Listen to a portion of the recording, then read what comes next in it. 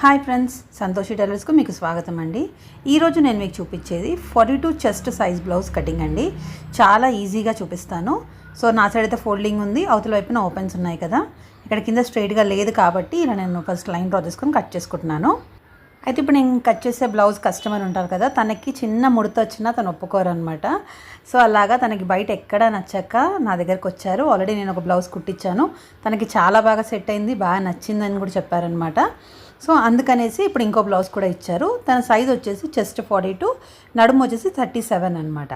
So ఇప్పుడు ఈ కొలతలతో నేను చాలా ఈజీగా చూపిస్తాను చూడండి. అయితే బ్లౌజ్లో ఎప్పుడైనా సరే ఫస్ట్ లెంత్ తీసుకుంటాం కదా. సో ఇక్కడ బ్లౌజ్ పొడవు వచ్చేసి 15.5. తను చాలా హైట్ కూడా ఉంటారనమాట. సో 15.5 + 1 16.5 తీసుకున్నాను. ఇలా హైట్ ఉన్న వాళ్ళకి బ్లౌజ్ పొడవు కూడా ఎక్కువే పెట్టాలండి, అప్పుడే కరెక్ట్గా సెట్ అవుతుంది. అండ్ సింపుల్గా షోల్డర్ ఇక్కడ 6 ఇంచెస్ తీసుకుంటే సరిపోతుంది. అంటే ఎప్పుడైతే కస్టమర్ నెక్ డీప్ ఉంటుందో అప్పుడు 6 ఇంచెస్ పెట్టేస్తే మీకు పర్ఫెక్ట్గా సెట్టింగ్ అయిపోతుందండి. సో షోల్డర్ 6 ఇంచెస్ తీసుకున్నాం, ఆమోల్ కూడా 6 ఇంచెసే తీసుకోండి. ఒకవేళ ఆమోల్ కలవకపోతే మనం 6.5 వరకు తీసుకోవచ్చు అనమాట. సో ఫస్ట్ ఎప్పుడైనా 6 ఇంచెసే తీసుకుంటే సరిపోతుంది.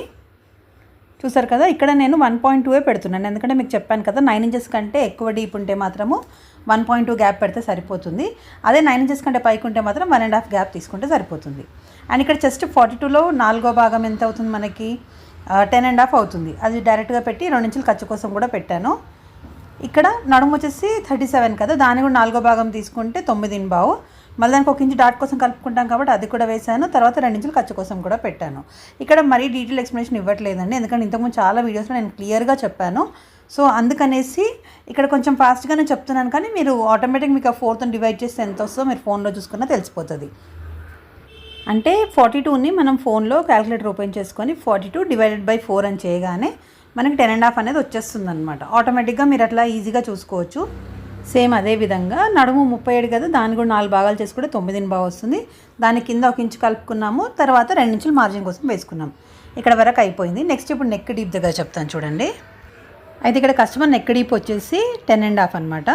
సో డైరెక్ట్గా ఇవన్నీ మెజర్మెంట్స్ తీసుకున్నానండి. సో దాని ప్రకారమే కట్ చేస్తున్నాను. ఇక్కడ మెజర్మెంట్స్తోనే కటింగ్ ఎప్పుడైనా చాలా ఫాస్ట్గా అవుతుందండి. సైజ్ బ్లౌజ్తో కట్ చేసే కంటే కూడా మనం ఇలా చేసుకుంటే చాలా ఫాస్ట్గా అవుతుంది. ఆల్రెడీ ఇంతకుముందు ఒక వీడియో పెట్టానండి బాడీ మెజర్మెంట్స్ ఎలా తీసుకోవాలి అని. ఒకవేళ చూడకపోతే నేను మళ్ళీ కూడా చేసి చెప్తాను. సో ఇప్పుడు ఇక్కడ షోల్డర్ దగ్గర మొత్తం 6 ఇంచెస్ తీసుకున్నాం కదా. నార్మల్గా అయితే నేను ఎప్పుడైనా 3 ఇంచెస్ షోల్డర్కి, 3 ఇంచెస్ నెక్ విడ్త్కి పెడతాను, అంటే నెక్ ఓపెన్కి పెడతాను అనమాట. కానీ ఇక్కడ కస్టమర్కి ఏంటంటే షోల్డర్ కొంచెం పెద్దగా పెట్టమంటారు, అందుకని నేను ఇక్కడ 2.5 తీసుకున్నాను. మిగిలిన మనకు కనిపించే షోల్డర్ వచ్చేసి 3.5 తీసుకున్నాను అనమాట. అంటే అది కుట్లతో కలిపి కుట్టిన తర్వాత మనకి 2.6 లాగా వస్తుందన్నమాట. సో పైన 2.5 తీసుకున్నాను, కింద కొంచెం వెడల్పుగానే తీసుకుంటున్నాను. 3 ఇంచెస్ వరకు తీసుకున్నాను చూడండి. ఇలా సింపుల్గా పైనుంచి ఈ లైన్ కలిపేసుకొని మధ్యలో మనం ఒక చిన్న రౌండ్ షేప్ డ్రా చేసుకుంటే సరిపోతుంది. ఇంతే అండి, బ్యాక్ నెక్ మార్కింగ్ అయితే అయిపోయింది. జస్ట్ ఇప్పుడు ఇంకా ఏం మిగిలింది మనకి డాట్ ఒకటి డ్రా చేసుకోవాలి, అండ్ తర్వాత ఆమోల్ కూడా మెజర్ చేసుకోవాలండి. ఇప్పుడు నేను నెక్స్ట్ అది చెప్తాను. ఇక్కడ డాట్ మార్కింగ్ కూడా చాలా సింపుల్ అండి. జస్ట్ ఇలా నేను చూపించిన విధంగా ఫోల్డ్ చేసుకోండి. మన ఖర్చు మార్క్ వదిలేసి, అంటే 2 ఇంచులు ఖర్చు కోసం తీసుకున్నాం కదా, అది వదిలేసి మిగిలిందంతా ఇలా మడతేసుకొని ఒక చిన్న ఖర్చు అనేది ఇవ్వండి. ఇది పర్ఫెక్ట్ మెజర్మెంట్ అనమాట. ఇప్పుడు మీకు మధ్యలో ఒక గీతలా కనిపిస్తుంది, అక్కడ లైన్ డ్రా చేసుకోవాలి. ఈ లైన్ ఎంత పొడవు ఉండాలి అంటే నార్మల్గా 4 ఇంచులు. ఇప్పుడు ఇది బ్లౌజ్ పొడవు మొత్తం ఎక్కువ ఉంది కాబట్టి నేను 4.5 ఇంచులు అనేది తీసుకుంటున్నాను చూడండి. ఒకవేళ నెక్ కనుక ఇంకా చిన్నగా ఉంటే మాత్రం మనం ఇది 5.5 వరకు కూడా ఇవ్వచ్చు అనమాట. సో ఇక్కడ వరకు మార్కింగ్ అయిపోయింది కదా. ఇప్పుడు నెక్స్ట్ ఇక్కడ వైపున కంపల్సరీ 1/2 ఇంచ్ పైకి మార్కింగ్ అయితే ఇవ్వాలి. అలా ఇస్తేనే మీకు కుట్టిన తర్వాత చాలా పర్ఫెక్ట్గా సెట్ అవుతుంది, అంటే ఒక చిన్న ముడత కూడా రాకుండా సెట్ అవుతుందండి. సో అందుకని ఈ మార్కింగ్ అనేది ఇవ్వాలి. తర్వాత ఇప్పుడు నేను మీకు ఆల్మోస్ట్ చెక్ చేయలేదు కదా, అది కూడా చూపిస్తాను. సో ఈ చంకభాగం మెజర్ చేసేటప్పుడు ఎప్పుడైనా సరే కొంచెం లోపల వైపు నుంచి కొలవాలండి, ఎందుకంటే మనం కుట్టిన తర్వాత ఆ లైన్ అనేది అక్కడ వరకు వస్తుంది కదా. అంటే మనం కుట్టేసిన బ్లౌజ్కి చూడండి, ఎప్పుడైనా కుట్టు లైన్ ఒక 1/2 ఇంచ్ లోపలికి ఉంటుంది. మనం అదే విధంగా చూస్తేనే కరెక్ట్గా వస్తుందన్నమాట. సో ఇక్కడ కస్టమర్ ఆమోల్ వచ్చేసి కుట్టిన తర్వాత మనకు 10 ఇంచులు అనేది రావాలి. సో ఇక్కడ మనము పైన షోల్డర్ ఒక 1/2 ఇంచ్ కుట్టుకుంటాం కదా, సో దాన్ని బట్టి చూస్తే మనకు 10.5 ఇంచులు అనేది రావాలి. చూడండి, ఇలా టేప్ని కొంచెం కొంచెంగా తిప్పుకుంటూ చూడాలి. పర్ఫెక్ట్గా వచ్చింది కదా, ఈ విధంగా రావాలి. ఒకవేళ మీకు ఇక్కడ కలవకపోతే, అంటే తక్కువ అవుతుంది అని అనుకుంటే మాత్రము మనం 6 ఇంచులు తీసుకున్నాం కదా, ఈ లైన్ ఆమోల్ది, అది 6.5 ఇంచులు తీసుకొని మనం చంకభాగం అనేది డ్రా చేసుకోవచ్చు. ఒకవేళ మీకు అదే మెజర్మెంట్ ఎక్కువ అవుతుంది అంటే మాత్రము 5.5 కూడా తీసుకోవచ్చు అనమాట. అలా కూడా సెట్ అయిపోతుంది. సో ఇప్పుడు మనకైతే 6 ఇంచుల దగ్గర కరెక్ట్గా వచ్చింది కాబట్టి నేను ఇదే విధంగా పెట్టేసి కట్ చేస్తున్నాను. సో ఇప్పుడు ఎప్పుడైనా కట్ చేసేటప్పుడు ఫస్ట్ షోల్డర్ దగ్గర నుంచి స్టార్ట్ చేయండి, కరెక్ట్గా వచ్చేస్తుంది. ఇలాగ మొత్తం కట్ చేసుకున్న తర్వాత ఇక్కడ లాస్ట్లో కచ్చక అయితే ఇవ్వాలండి. దీనివల్ల ఏంటంటే మనకి కుట్టేటప్పుడు చాలా ఈజీగా ఉంటుందన్నమాట. అంటే లాస్ట్కి ఫిట్టింగ్ వేసేటప్పుడు మనం మళ్ళీ చంగభాగం అనేది మెజర్ చేయాల్సిన అవసరం లేకుండా దీని ప్రకారం కుట్టేసుకోవచ్చు, పర్ఫెక్ట్గా వస్తుంది.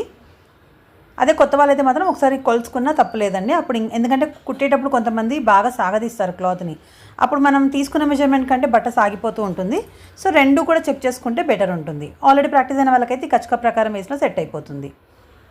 సో ఇప్పుడు నెక్ కూడా కట్ చేశాను కదండి. నెక్స్ట్ ఇక్కడ మనము కింద డాట్ వేసాం కదా, అక్కడ నేను ఒక 1/2 ఇంచ్ గ్యాప్లో ఇలా కచ్చక అనేది ఇస్తున్నాను.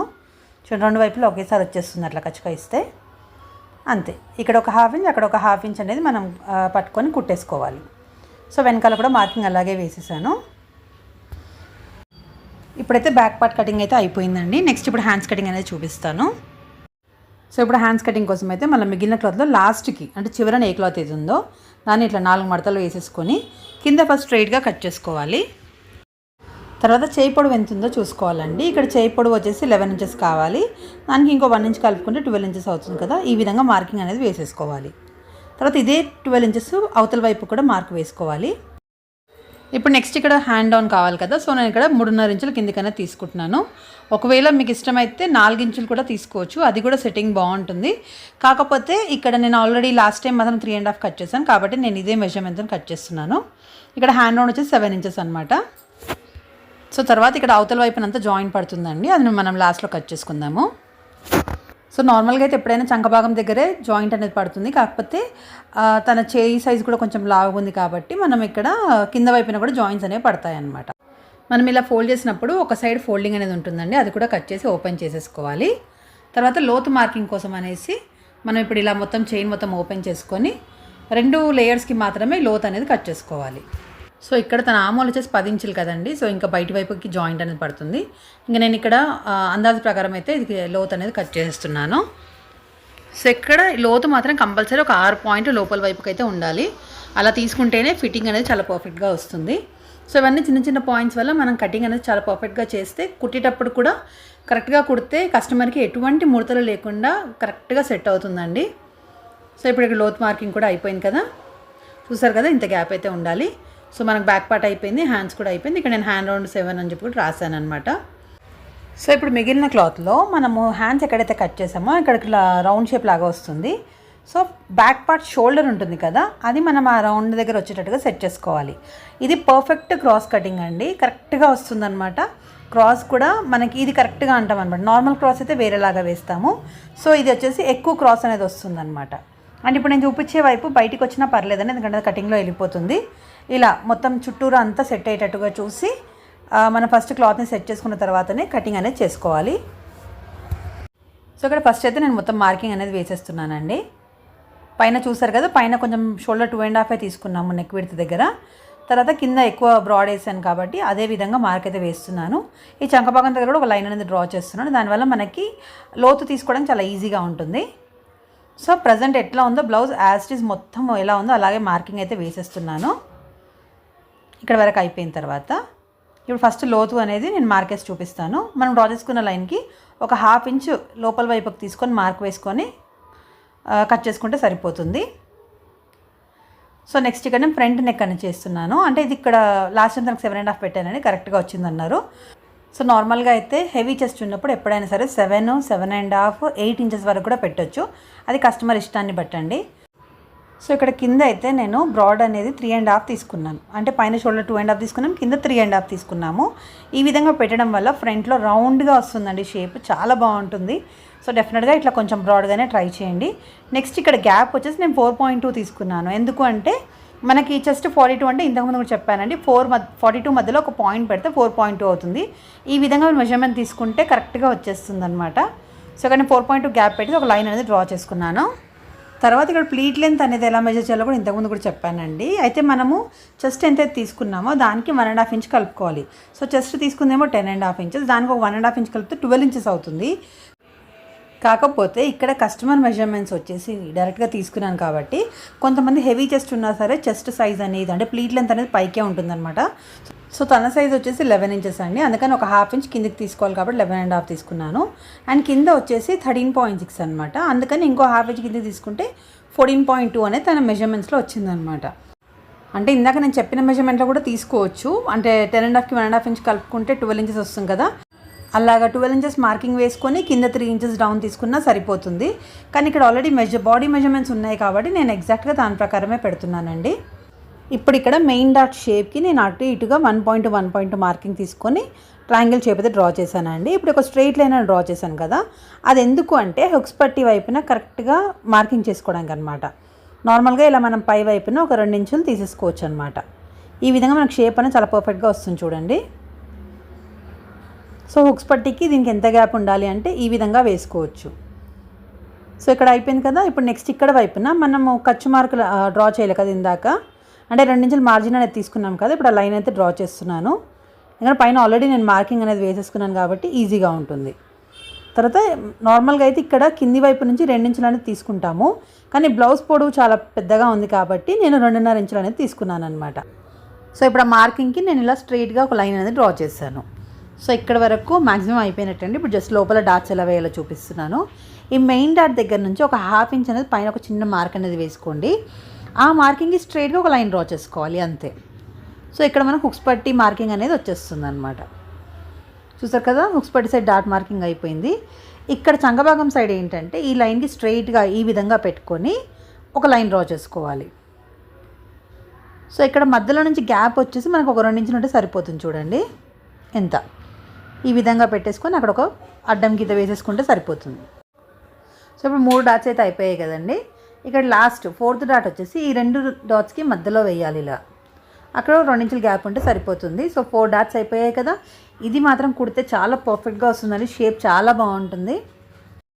నేను ఎప్పుడైనా సరే ఫస్ట్ మొత్తం ఇవన్నీ మెజర్ చేసి డ్రా చేసి పెట్టేస్తానండి, ఎందుకంటే నేను కుట్టడానికి బయట వేరే వాళ్ళకి కూడా ఇస్తాను. సో వాళ్ళు మళ్ళీ వాళ్ళు ఇష్టం వచ్చినట్టుగా వేయకుండా ఈ విధంగా మార్కింగ్ పైనే కుడతారనమాట. అందుకని పర్ఫెక్ట్ డాట్స్తోనే మనకి బ్లౌజ్ అనేది చాలా బాగా కనిపిస్తుంది కదా. అయితే మనకి ఎక్కడైనా మిస్టేక్ చేస్తే మనకే తెలుస్తూ ఉంటుంది. సో నాకు ఇక్కడ అనిపించిందండి కింద ఒక ½ ఇంచ్ కిందికి ఉంటే బాగుంటుందని. సో అందుకని నేను అది కూడా ఇలా మార్క్ అనేది వేసుకున్నాను. ఎందుకంటే హెవీ చెస్ట్ ఉన్నప్పుడు ఎంతైనా కొంచెం కిందికి ఉంటేనే షేప్ అనేది బాగుంది, చెస్ట్ కింద కరెక్ట్గా కూర్చుంటుంది అనమాట. సో ఇప్పుడైతే మొత్తం అయితే కటింగ్ చేసేస్తున్నాను చూడండి. ఇలా ఎక్స్పీరియన్స్ వచ్చిన తర్వాత మనకే అర్థమైపోతుందండి అది కరెక్ట్ ఉందా రాంగ్ ఉందని అప్పుడే తెలిసిపోతూనే ఉంటుంది. సో అందుకని రెగ్యులర్గా ప్రాక్టీస్ చేయడం వల్ల చాలా యూజెస్ ఉంటాయన్నమాట. ఫాస్ట్గా కట్ చేయడం కానివ్వండి, ఫాస్ట్గా కుట్టడం కానివ్వండి, ఇంకోటి కాన్ఫిడెన్స్ కూడా పెరుగుతుందన్నమాట మనకి. అందుకనే రెగ్యులర్ ప్రాక్టీస్ అనేది కంపల్సరీ అవసరం అండి. అండ్ ఇక్కడ గమనించండి, లాస్ట్లో ఒక ½ ఇంచ్ అనేది ఎక్స్ట్రా తీసుకుంటున్నాను. ఇంతకుముందు చూపించిన వీడియోస్లో అన్నింటిలో ఎందుకు తీసుకుంటామో కూడా చెప్పానండి. సో ఎవరికైనా అర్థం కాకపోతే సింపుల్గా ఒక ½ ఇంచ్ ఇలా బయట వైపుకి తీసుకుంటే సరిపోతుంది. సో మళ్ళీ ఎక్కడైతే మార్కింగ్స్ అన్నీ వేసామో అవన్నీ కచ్చకాలు అయితే ఇవ్వాలి. ఇలా డాట్స్ దగ్గర మనం కచ్చకాలు ఇవ్వడం వల్ల వెనకాల కూడా ఎగ్జాక్ట్ ప్లేస్లో మార్కింగ్ వేయడానికి ఉంటుంది కదా. అప్పుడే మనం ఇంత కష్టపడి మార్కింగ్ వేసుకున్నందుకు వెనకాల కూడా కరెక్ట్గా వేసిన తర్వాత మనం కుట్టిస్తే అప్పుడు పర్ఫెక్ట్గా వస్తుందండి. సో వేయడమే కాదు కుట్టడం కూడా అంతే ఇంపార్టెంట్ అనమాట. అండ్ మా షాప్లో కుట్టే వాళ్ళు ఏంటంటే మోస్ట్లీ వాళ్ళ ఇంటి దగ్గరే కుట్టుకొని వస్తారు. ఏదైనా డిజైన్స్ ఉంది అంటేనే మన దగ్గర కుడతారనమాట.